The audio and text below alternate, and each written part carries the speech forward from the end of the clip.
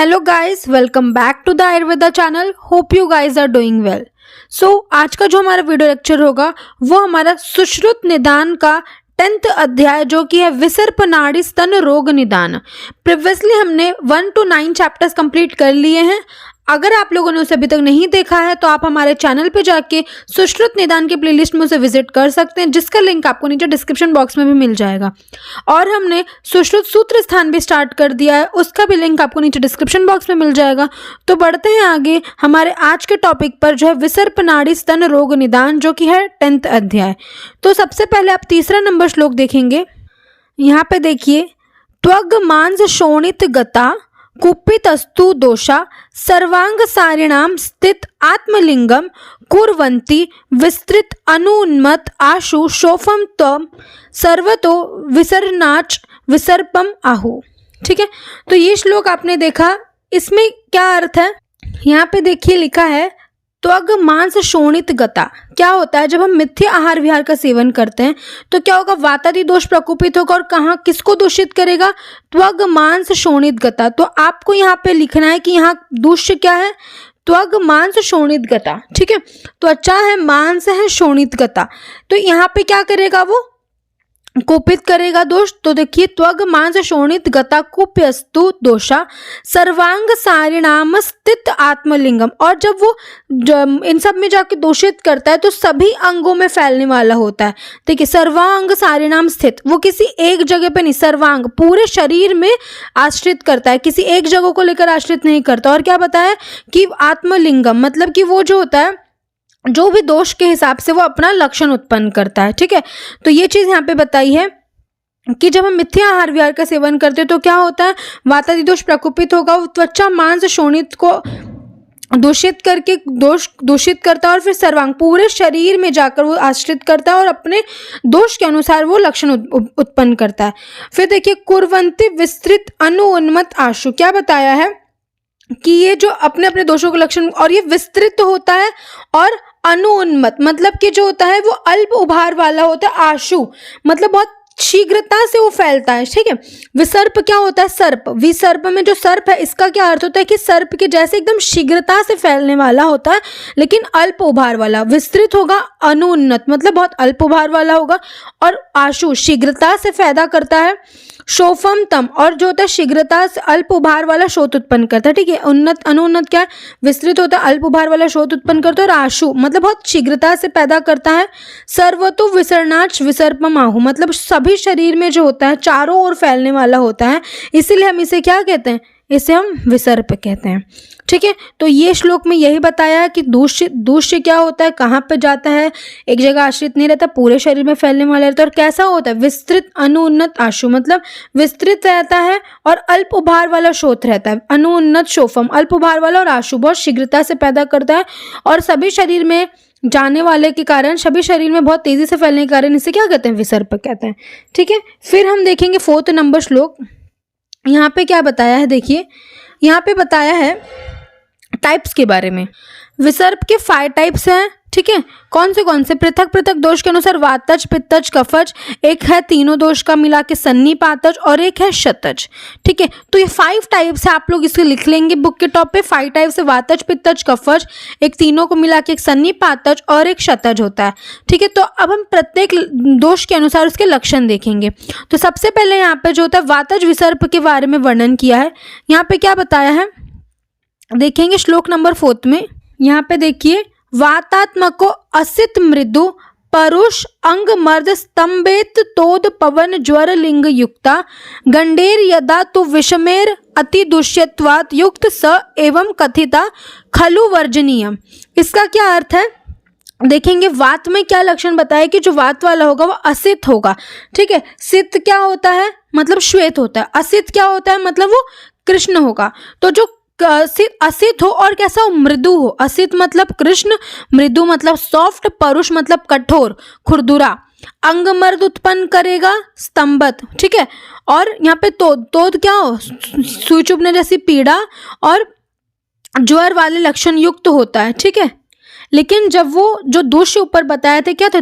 त्वग मांस शोणित, इनको जब अधिक दूषित कर देता है तब कैसा लक्षण है वो भी नीचे बताया है। आप देखेंगे गंडेर यदा तो विषमेर अति दूष्यत्वात् युक्त स एवं कथिता खलु वर्जनी। क्या बताया? गंडेर यदा।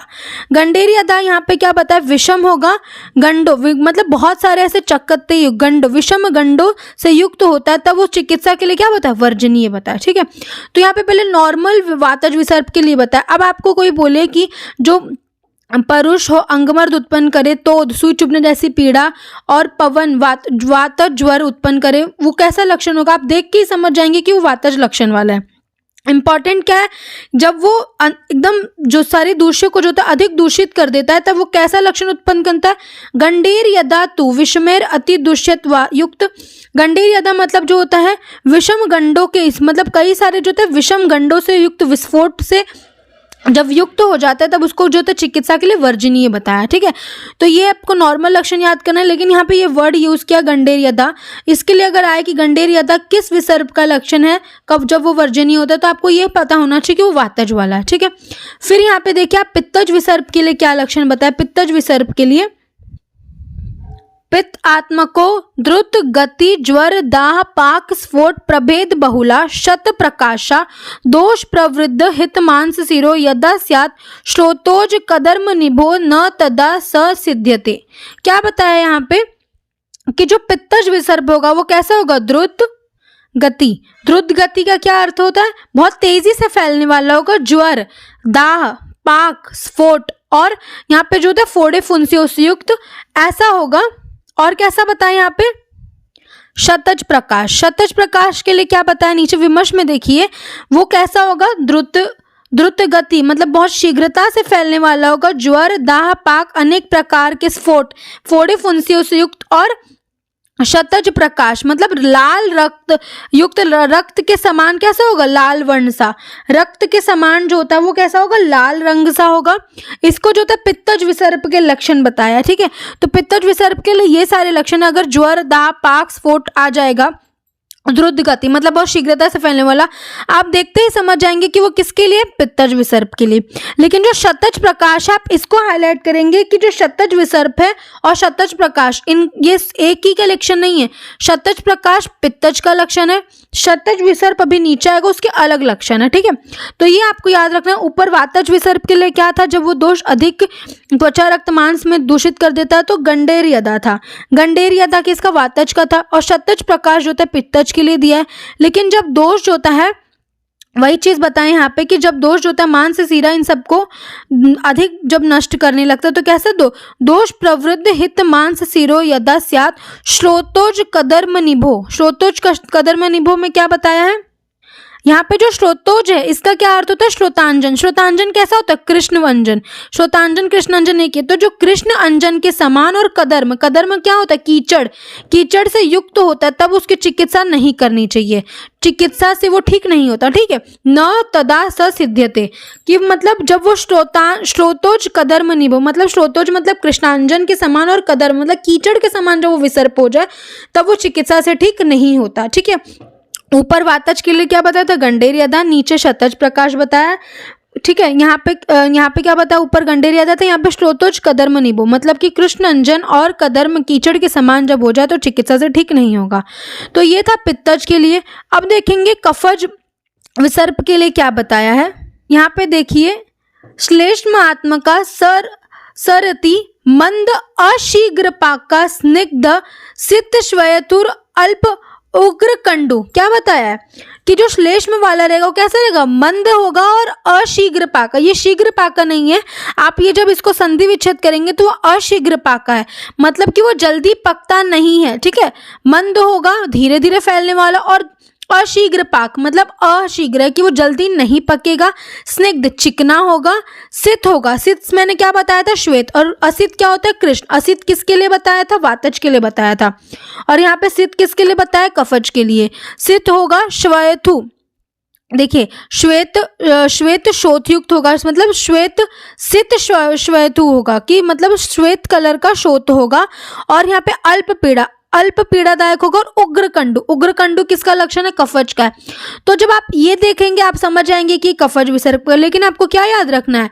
ये मंद अशीघ्र पाक किसका है? ये कफज का आपको इसको हाईलाइट करना है कि अगर मंद और शीघ्रपाक आ जाए किस विसर्प का लक्षण है तो आपको ये पता होना चाहिए कि वो कफज विसर्प का है। फिर यहाँ पे देखिए नीचे लिखी देखेंगे एक बार कि जब वो श्लेष्म विसर्प बताए कि जो धीरे धीरे फैलता है, जल्दी पकता नहीं है और कैसा स्निग्ध चिकना हो, सित श्वेत श्वेत शोथयुक्त होगा, अल्प पीड़ादायक किंतु तीव्र कंडू वाला होता है, वो कौन होता है? कफज होता है। फिर यही नीचे बताया है सन्निपातज के लिए, यहाँ पे आप देखेंगे इसको, आप यहाँ पे सन्निपातज लिखेंगे, क्या होता है यहाँ पे? सर्व आत्मक विद्ध वर्ण रुजो अवगाढ़ पक्व न सिद्ध्यति च मांस सिरा प्रणाशात। ठीक है, तो इसके लिए क्या बताया है कि जो सभी लक्षणों से युक्त होगा, सभी दोषों से युक्त होगा, सभी वेदनाओं जिसमें होंगी, और जब वो पक जाएगा तो न सिद्ध्यति, जब वो पक जाएगा तो वो ठीक नहीं होगा। क्यों नहीं ठीक होगा? क्योंकि वो मांस और सिरा को विनाश कर देगा। मांस सिरा प्राण नाशात, जब वो मांस सिरा को जो होता है ना विनाश कर देगा तब वो ठीक नहीं होगा। कब? जब वो पक जाएगा तब मानसिरा का विनाश करेगा। तो ये जो था सन्निपातज के लिए। फिर यहाँ पे बताया है शतज विसर्प के लिए, देखिए क्या लिखा है? साध शत व्रणम उपेत्य नस्य पित्तम रक्तश्च दोष बहुलस्य करोति शोफम श्यावम सलोहितम अति ज्वर दाह पाक स्फोटा कुलत्थ सादृश्य सित कीर्णम। यहाँ पे क्या बताया कि जो शतज विसर्प होता है, जो मनुष्य में शरीर में शत हो जाता है, जब वो मनुष्य के शरीर में जो शत होता है उसमें क्या होगा? कौन सा दोष प्रकोपित होगा? पित्त और जो रक्त, जो जिसमें शत हुआ है उसके अंदर पित्त और रक्त दोष प्रकोपित होकर क्या करेगा? जाकर करोति शोफम, शोफ उत्पन्न करेगा, जो कैसा होगा? जो कुछ श्याव काला वर्ण का होगा, सलोहित थोड़ा सा लाल होगा, रक्त वर्ण का, अति ज्वर तीव्र ज्वर से युक्त होगा, तीव्र दाह होगा, उसमें पाक होगा, और कैसा बताया? और यो कुलत्थ के सादृश्य का होगा, जो है काले फोड़ों से युक्त होता है। ठीक है, तो क्या बताया? जो मनुष्य में सद्य शत उत्पन्न हुआ है उसमें क्या होगा? पित्त और रक्त दोष प्रकोपित होगा, दोष की बहुलता। तो इसमें आपको क्या हाईलाइट करना है? शतज में कौन सा दोष प्रकोपित हो रहा है? पित्तज और रक्तज। तो पित्तज और रक्त दोष जो होता है प्रकोपित होगा और क्या करेगा? शोफ उत्पन्न करेगा। और फिर वो कैसा होगा? श्याव वर्ण का होगा, सलोहित, रक्त वर्ण का होगा, अति ज्वर होगा, दाह पाक स्फोट होगा, और कैसा बताएं? आपको ये वर्ड हाईलाइट करना है कि वो कुलत्थ के सादृश्य होगा। कैसा? कृष्ण वर्ण के फोड़ों, काले फोड़ों से युक्त होता है। तो ये शतज विसर्प के लिए बताया, आपको ये चीज हाईलाइट करनी है। कुलत्थ के सादृश्य होगा और कौन सा दोष उत्पन्न होगा? पित्त और रक्त दोष उत्पन्न होगा। ठीक है, तो यहाँ पे हमने अपने पांचों विसर्प कंप्लीट कर लिए, वातज, पित्तज, कफज, सन्निपातज और शतज। अब बढ़ते हैं उसके साध्य साध्यता की तरफ। यहाँ पे देखिए, सिद्ध्यति वात कफ पित्त कृता विसर्पा सर्वात्मका शत कृतश्च न सिद्धमेति तैलानि वपि च दशित पूर्वलिंगे सर्व च मर्मसु भवन्ति ही कृच्छ साध्या। यहाँ पे क्या बताया कि जो वातज और कफज और पित्तज है में उत्पन्न विसर्प जो होता है योग्य चिकित्सा से ठीक हो जाते हैं, किंतु जो त्रिदोषा जो शतज विसर्प है वो असाध्य। तो वातज, पित्तज, कफज कैसा है? साध्य है, और जो सन्निपातज हैं और जो शतज हैं वो कैसा है? असाध्य है। ठीक है, और क्या बताया है?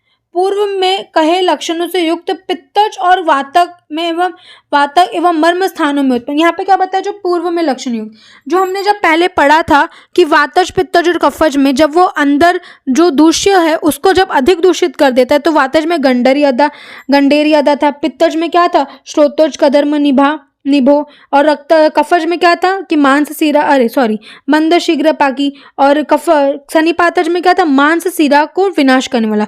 तो जब वो नॉर्मल वातज में विसर्प हो तो ठीक हो जाएगा, लेकिन जब वो दूषित करके गंडेर यदा इन सारी चीजों को उत्पन्न करता है तब भी वो असाध्य बता। पीछे हमने पढ़ा था कि जब वो गंडेर यदा मतलब बहुत सारे गंडों से युक्त हो जाता है तभी भी वो वर्जनीय बताया। तो इस प्रकार नॉर्मल वातज, पित्तज, कफज साध्य हैं, सन्निपातज और शतज असाध्य हैं, और मर्म स्थानों पे हो जाए। और जो वातज, पित्तज और कफज में और सन्निपातज में बताया कि जब वो अधिक दूषित करने के बाद जो लक्षण उत्पन्न करता है उस समय भी वो कैसा होगा? असाध्य होगा। ठीक है, तो ये चीज यहाँ पे बताई है। अब हम बढ़ते हैं नाड़ी व्रण।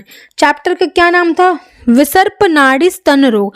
तो विसर्प हमने कंप्लीट कर लिया है, अब नाड़ी व्रण की तरफ देखते हैं। ठीक है, यहाँ पर देखिए, शोफम न पक्वमिति पक्व उपेक्षित यो वा व्रणम प्रचुर पोयम असाद्रविता अभ्यंतरम प्रवशित प्रविर्दार्य तस्य स्थानानि पूर्व विहितानि तथा स पूया। क्या बताया कि जो क्या कहते हैं, शस्त्र विपरीत कर्म करने वाले वैद्य जो होता है पक्व मिति, पके हुए शोभ को भी अपक्व समझकर उपेक्षा कर देते हैं, और जो वैद्य पुई वाले व्रण की भी अपेक्षा करते हैं। ठीक है, यहाँ पे देखिए पुई वाले व्रण की भी अपेक्षा करते हैं, उसमें क्या होगा, तब वह पुई वहित स्थानों को विदीर्ण करके अभ्यंतर, तब वो क्या होगा, पुई अंदर के स्थानों में जाकर जो होता है धारण करता है। प्रविदार्य स्थानानि पूर्व हितानि तत्, तो क्या बताया कि जब वो इन सब को समझकर अपेक्षा कर देते तब वो जो पुई होता है वो अभ्यंतर के स्थान में प्रवेश करके विदीर्ण करके भीतर की ओर गंभीर स्थान अंदर के स्थान में जाकर जो होता है प्रवेश करता है। इस तरह क्या होता है, इस तरह पुई के भीतर की ओर अधिक मात्रा में गमन करने से गति संज्ञा तथा नाड़ी अर्थात नाली में जल के बहने की तरह पुई बहलाता। देखिए, जब वो जो भी शस्त्र विपरीत कर्म करने वाले वैद्य अगर कोई भी शोफ को जो होता है अपक्व समझकर अपेक्षा कर देता है पक्व शोफ को, और जो होता है पुई को जो होता है पुई वाले व्रण की भी अपेक्षा कर देता है, तो क्या होता है वो पुई जो होता है अंतर के साइड गमन करता है और उसका धारण करते हुए अंदर के स्थान में जाकर प्रवेश करता है। और क्या करेगा, ऐसे जैसे नाली में जल बहता है उसी प्रकार जो होता है वो भी पुई बहता है, तो वो क्या बताया, नाड़ी व्रण बन जाता है। तो ये चीज़ यहाँ पे बताई है। फिर यहाँ पे क्या बताया है कि पृथक पृथक दोष के अनुसार 3 होते हैं, सन्निपातज से 1 और 2 दोषों से 3। मतलब यहाँ पे क्या बताया, वातज पित्तज कफज से 3 होते हैं, एक सन्निपातज होता है और एक 2 दोषों से युक्त होते हैं। ठीक है, 2 दोषों से 3, और शल्य के कारण ऐसी नाड़ी 8 प्रकार बताइए। ठीक है, तो यहाँ पे जो होता है भेद 8 प्रकार है। आपको मैं अभी आगे भी बताऊंगी कि यहाँ पे 5 क्यों लिखा है।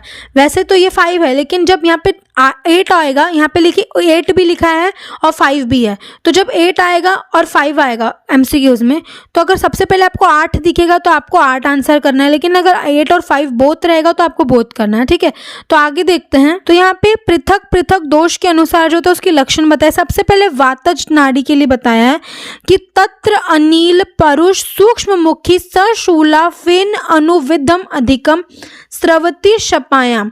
स्त्राव कब होगा, शपायाम मतलब रात्रि में स्त्राव होगा। नीचे विमर्श में देखिए कि जो वात से उत्पन्न व्रण होगा वो कैसा होगा, स्पर्श करने में कठोर होगा, सूक्ष्म मुख वाला होगा और शूल युक्त होगा, सशूला।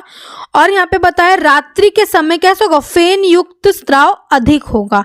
तो रात्रि के समय शपायाम, रात्रि के समय कैसा स्त्राव होगा, फेन युक्त और अधिक मात्रा में स्त्राव होगा। ये किसके लिए बताया, वातज के लिए बताया। पित्तज में देखिए बताया त्रिट ताप तोद सदन ज्वर भेद हेतु पीतम स्रवत्य अधिक्यम उष्णमः सह पित्ता। क्या बताया, पित्त से उत्पन्न जो व्रण होगा, नाड़ी होगा सॉरी, वो तृष ताप और क्या सुई चुभने जैसी पीड़ा, अंग में ग्लानि, ज्वर और भेदन इन लक्षणों से युक्त होगा। और उसका स्त्राव कैसा होगा, चिकना होगा। एक मिनट, सॉरी, वो दिन में कैसा होगा, पित्त है तो कैसा स्त्राव होगा, ऑफकोर्स उष्ण स्त्राव होगा। तो पित्त है तो दिन में अधिक उष्ण स्त्राव और कैसा, पीले रंग का। ये तो आपको पता है कि अगर उष्ण स्त्राव है, पीले रंग का स्त्राव है, तो आप देख के समझ जाएंगे कि किसका है, पित्तज का है। तो इतना इसमें कोई वो नहीं है कि आप नहीं समझ पाएंगे। फिर आप कफज के लिए देखिए, कफज में क्या बताया है, यहाँ पे देखिए गेया कफात बहु घना अर्जुन पिच्छिल अस्त्र रात्रि स्तुति सितम कठिना सहकंडू। यहाँ पे क्या बताया, जो कफज के लिए बताया, कफ से उत्पन्न होने वाली नाड़ी अधिक कैसी होगी, घन, बहुत गाढ़ा होगा, श्वेत। अर्जुन कैसा होगा, यहाँ पे देखिए अर्जुन के समान, अर्जुन कैसा होता है, श्वेत होता है। तो अर्जुन और पिच्छिल चिकना स्त्राव करेगा कब, रात्रि स्तुति, रात्रि में बहता है, तथा वह नाड़ी कैसे होगा, निश्चल या मंद पीड़ा युक्त होगा। कठिन और कंडू, कंडू आए, ये सब आए तो आप समझ जाएंगे कि मंद पीड़ा, कंडू, ये सब आप समझ जाएंगे कैसा होगा, श्वेत रंग का, अधिक गाढ़ा। कि कफज नाड़ी के लिए आपको हाईलाइट क्या करना है कि यहाँ पे भी देखिए रात्रि बताया वातज में, कफज में भी रात्रि स्त्राव बताया, लेकिन वातज के लिए कौन सा वर्ड यूज किया है, स्रवती छपायाम, और कफज के लिए क्या होता है, रात्रि स्तुति। तो अगर ये रात्रि स्तुति आ गया तो आपको ये पता होना चाहिए कफज के लिए, और स्रवती छपायाम आ गया तो क्या है, वो वातज के लिए। ठीक है, तो ये चीज आपको यहाँ पे हाईलाइट करके इंपॉर्टेंट मार्क करना है कि वातज के लिए क्या वर्ड यूज किया है, कफज के लिए क्या वर्ड यूज किया है। ठीक है, फिर यहाँ पे नीचे देखिए दो दो दोषों के उक्त लक्षण दिखाई देने से उन दोषों को संसर्ग उत्पन्न 3 प्रकार की नाड़ियां। अब दो दो दोषों वात पित्त, पित्त कफ, वात कफ, इसमें क्या लक्षण होगा? जो वात और पित्त के पृथक पृथक लक्षण थे अब एक में आएंगे, पित्त कफ में भी सेम पृथक पृथक लक्षण अब एक में आएंगे। तो दो दो दोषों से युक्त वाले में जो था दो दो दोषों के लक्षण उत्पन्न होंगे। अब हम देखेंगे सन्निपातज नाड़ी के लिए क्या बताया है। दाह ज्वर श्वसन मूर्छा वक्र शोषास्यायाम भवत्यभिहितानि च लिंगानि तमादिशते पवन पित्त कफ प्रकोपाद घोरम असुक्ष्म किरमीव काल रात्रि। क्या बता, जो सन्निपातज नाड़ी होगा इसमें क्या होगा? तीनों दोषों के होंगे। तो दाह होगा, ज्वर, श्वसन, मूर्छा और कैसे होगा? मुख शोष होगा। इसमें होता है मुख शोष, ये जिसमें होते हैं तथा शस्त्रोक्त अन्य लक्षण दिखाई देते हैं उसे वात पित्त कफ इन तीनों दोषों से उत्पन्न तथा कैसा होगा? भयंकर एवं प्राणों को नाश करने वाली काल रात्रि के समय घोरम असुक्ष्म, घोर होगा मतलब एकदम भयंकर होगा, असक्ष्य किरमिव काल रात्रि। क्या बताया कि काल रात्रि की तरह समझना चाहिए। तो अगर ये काल रात्रि वर्ड आ जाए तो आपको ये पता होना चाहिए किसके लिए है, वो सन्निपातज के लिए। ठीक है, ज्वर, दाह, श्वसन, मूर्छा, वक्र शोष है और साथ में यहाँ पे क्या बताया? घोर है, एकदम भयंकर है और क्या बताया? प्राणों का नाश करने वाली काल रात्रि की तरह समझना। काल रात्रि क्या होती? प्राणों को नाश करने वाली, उस तरह इसको समझना चाहिए। किसको? सन्निपातज नाड़ी को। तो ये चीज आपको यहाँ पर ध्यान देना है, सन्निपातज नाड़ी के लिए क्या बोला गया है। फिर हम देखते हैं शल्यजन नाड़ी बताया। शल्यजन नाड़ी के लिए क्या लक्षण है? यहाँ पे देखिए, नष्टम कथितम अनुमार्गम उद्रेतेषु स्थानेषु शल्यम चिरेणति गति करोति सफेनिलम मिथ अच्छम असृगम मिश्रम उष्णम स्रवित सहसा सरुजा च नित्यम। क्या बताया? शल्य पूर्वोक्त त्वगादि स्थानों में किसी प्रकार सूक्ष्म शल्य नष्ट होकर शीघ्र ही नाड़ी व्रण पैदा करता है। इस प्रकार से उत्पन्न वह नाड़ी अकस्मात फेन युक्त मथे हुए कैसा? मथित अच्छम असृग, मथे हुए मट्ठे सा कैसा होगा? निर्मल होगा और असृग मिश्र, रक्त मिश्रित होगा और कैसे? उष्ण और तथा गर्म स्राव बहता और सदा कैसा होगा? पीड़ा। सरुजा च नित्यम, नित्य जो होता है पीड़ा युक्त होगा। तो यहाँ पे क्या बताया शल्य के लिए? देखिए, शल्य नाड़ी में क्या होगा कि जब वो नाड़ी रोग पैदा करता है किसी भी शल्य के कारण तो कैसा स्राव होगा? मथित, मथित मट्ठे, मथे हुए मट्ठे सा कैसा? निर्मल, असृग मिश्रित मतलब रक्त मिश्रित और उष्ण स्राव होगा और सहसा रुजा मतलब हमेशा जो है पीड़ा कैसा? नित्य बना रहेगा, पीड़ा युक्त, सदा पीड़ा युक्त रहेगा। तो ये आपको यहाँ पे वर्ड हाईलाइट करना है कि मथित अच्छम असृगम उष्ण मिश्रम। क्या बताया? कि मथे हुए मट्ठे के समान निर्मल रक्त मिश्रित गर्म स्राव बहता है। किसमें? शल्यजन्य नाड़ी में। तो यहाँ पे हमारा जो होता है नाड़ी खत्म हुआ। अब हम देखेंगे स्तन रोग। 3 था इस चैप्टर में, कौन कौन से थे? विसर्प, नाड़ी और स्तन। विसर्प नाड़ी हमने देख लिया, अब हम देखेंगे स्तन्य का वर्णन। यहाँ पे देखिए क्या लिखा है, यवत्यो गत्यो यश्च कारणम संभवन्ति ही तन्वंता स्तन रोगा स्यु स्त्रीण। क्या बताया है कि जिन कारणों से जितनी संख्या में नाड़ी रोग होते हैं उन्हीं कारणों से स्त्रियों में उतनी ही संख्या में क्या होगा? स्तन रोग। तो नाड़ी रोग क्या पढ़ा था? 8, तो स्तन रोग भी क्या होगा? 8। ठीक है, तो यही चीज यहाँ पे बताई कि जिन कारणों से और जितनी संख्या में नाड़ी होगा उन्हीं कारणों से उतनी संख्या में स्तन रोग होगा। फिर देखते हैं आगे, यहाँ पे स्तन की परिभाषा बताइए। रस प्रसादो मधुरा पक्व आहार निमित्तजा कृत्य स्नेहाद स्तन्नो प्राप्त स्तन्य मित्य अभिद्यते। क्या बताया है कि सम्यक कृत्वा परिपाक हुए आहार का जो कारण उत्पन्न हुए जो रस, जो हम आहार खाते हैं उससे उत्पन्न हुआ जो प्रसाद भाग, जो मधुर भाग होता है वो सारे शरीर में स्तनों में प्राप्त होता है और वो क्या बनता है? स्तन बनता है। ठीक है, जो हम आहार खाते हैं उसका जो प्रसाद भाग में जो मधुर भाग होता है वो सारे शरीर में जाके प्राप्त होता है। कहाँ? स्तन में, तो वो स्तन कहलाता है, दुग्ध। ठीक है, फिर हम देखेंगे दुग्ध का जो होता है कैसे बनता है। वहाँ पे यहाँ पे एक उपमा देकर बताया कि जैसे शुक्र होता है वो शरीर में होता है लेकिन वो दृष्टिगोचर रहता है। हम कोई भी चीज़ जैसे कट जाते तो शुक्र नहीं बहता, उसी प्रकार यहाँ पे स्तन के लिए भी उपमा दिया है कि सारे शरीर में आश्रित होकर रहना ये शुक्र का लक्षण कहा जाता है। किंतु शरीर के अवयव को काटने पर भी वह शुक्र कैसा होगा, दृष्टिगोचर होगा। उसी तरह दुग्ध भी दिखाई नहीं देता, परंतु वही शुक्र मनोहर स्त्री के दर्शन से, उसके स्मरण करने से, उसके कर्ण मधुर गायन से सुनने से क्या बताया कि जो शुक्र होता है वो शरीर में रहता है लेकिन दृष्टिगोचर रहता है, लेकिन कोई कारण होता है। क्या कारण है? यही कि स्त्री के दर्शन से, स्मरण से, उसके कर्ण मधुर गायन से, इन सब के कारणों से क्या होता है, सारे शरीर का शुक्र आशय में आकर, सारे शरीर से शुक्र आशय में आकर वो बाहर निकलता है शिशन के द्वारा। उसी प्रकार क्या बताया कि आहार से रस से उत्पन्न होने के कारण स्त्रियों में दुग्ध भी अपत्य के स्पर्श करने से, देखने से, स्मरण से तथा बच्चे को गोद में लेकर पकड़ने से वो क्या होता है, शुक्र जिस तरह निकलता है उसी प्रकार जो होता है दुग्ध। यही चीज यहाँ पे उपमा देकर बताया है कि जब कुछ कारण होता है तो शुक्र भी जैसे पूरे शरीर से जो होता है आके वो शिशन के द्वारा, शुक्राशय में आके वो शिशन के द्वारा बाहर निकलता है। तो स्त्री में भी यही होता है कि जो दुग्ध होता है वो भी रहता है, लेकिन जब बच्चे को गोद में लेते हैं या फिर कोई भी स्पर्श देखने, इन सब के स्मरण करने से क्या होता है, वो भी दुग्ध भी उसी प्रकार से होता है। ठीक है, तो यहाँ पे वही चीज बताई है। फिर आगे बताया है कि प्रत्येक दोष के अनुसार क्या स्तन के दुष्टि के लक्षण है। ठीक है, पहले वातज के लिए देखिए क्या बताया है। तत्कषायम भवेद वातात् क्षिप्तम च प्लवेत अंबसी। क्या बताया है कि जो वातज, वात से दूषित दुग्ध जो होता है कषाय में, कषाय होगा, वात से दुग्ध कैसे होगा, दूषित दुग्ध कषाय तथा पानी में डालने पर उस पर तैरता है। ठीक है, तो क्या आपको यहाँ पे देखना है कि जो वात से दूषित रहेगा वो कैसे होगा, कषाय होगा, और क्षिप्तम च प्लवेत मतलब जब उसको पानी में डालेंगे तो ऊपर कैसे होगा, तैरेगा। फिर पित्त के लिए क्या बताया, पित्त अम्ल स कटुम राज्यो अभसी सब पीत का। क्या बताया है कि पित्त से खट्टा तथा कटु होता है एवं जल में डालने पर पीत रेखाएं उत्पन्न होगी। राज्यो क्या बताया, लाइन, राज्यो मीन्स लाइन। तो जब हम उसको जो होता है पानी में डालेंगे तो कैसा पीत वर्ण का ऐसे लाइन बनेगा। पीत किसका लक्षण है, पित्त का। तो आपको पता है कि पीत वर्ण का लाइन बनेगा तो क्या होगा, राज्यो अम्बसी पीत का, पीत का पीत लाइन बनेंगे किसमें, पित्तज दृष्टि में।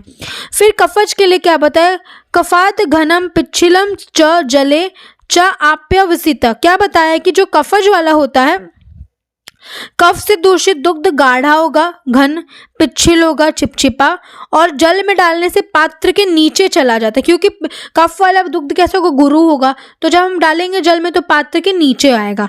तो वातज में क्या था, कषाय था और पानी में डालने पर ऊपर तैर रहा था।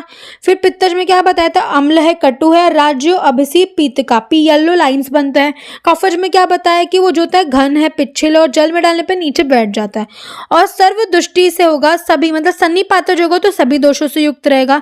फिर बताएं यहाँ पे देखिए, शारीरिक तथा चिंता शोक सर्वलिंगम विघातश्च दुष्यते। शारीरिक तथा चिंता शोक क्रोध आदि मानसिक आघातों से भी स्तन क्या होगा, दूषित होगा। ठीक है, तो यही चीज यहाँ पे बता, वातज, पित्तज, कफज, सन्निपातज में क्या लक्षण होंगे, और जब शारीरिक में चिंता होगी, कोई भी अभिघातज या आगंतुक या मानसिक कोई भी होगा, उससे भी दुग्ध दुष्ट होता है। फिर यहाँ पे बताया शुद्ध दुग्ध के लक्षण देखिए, यहाँ पर बताया है, यत् क्षीरम उदके क्षिप्त मेकी भवति पांडुरम मधुरम च विवर्ण स प्रसन्नम तद्विद निश्चित। क्या बताया कि पानी में डालने पे यदि वह दुग्ध पानी के रूप में होकर उसमें मिल जाए, यत् क्षीरम उदके क्षिप्त मेकी भवंती, जब हम उसको पानी में डालेंगे तो क्या होगा, वो उसी में घुल जाता है। ठीक है, और वो वर्ण में कैसे होगा, पांडुर, वर्ण में क्या बताया, पांडु होगा, वर्ण में श्वेत एवं मधुर। ठीक, तो वर्ण में क्या बताया, और मधुर होगा, कैसा होगा, किस टेस्ट का होगा, मधुर रस का होगा।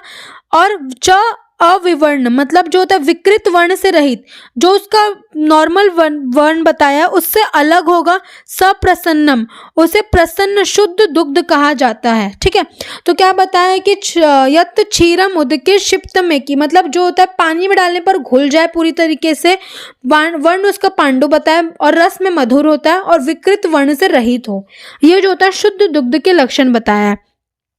फिर नीचे देखिए, यहाँ पे बताया कि स्तन रोग में क्या दूष्य होता है कि जो होता है वातादि दोष जब स्त्री के दुग्ध युक्त में जाके जो होता है उसको दूषित किसको करते हैं, रक्त और मांस। तो आपको ये हाईलाइट करना है कि स्तन रोग में क्या दूष्य है, रक्त और मांस दूष्य है, फिर उत्पन्न करते हैं स्तन रोग। तो आपको ये चीज यहाँ पे पेज के टॉप पे लिखना है कि स्तन रोग में दूष्य क्या होता है, रक्त और मांस होता है।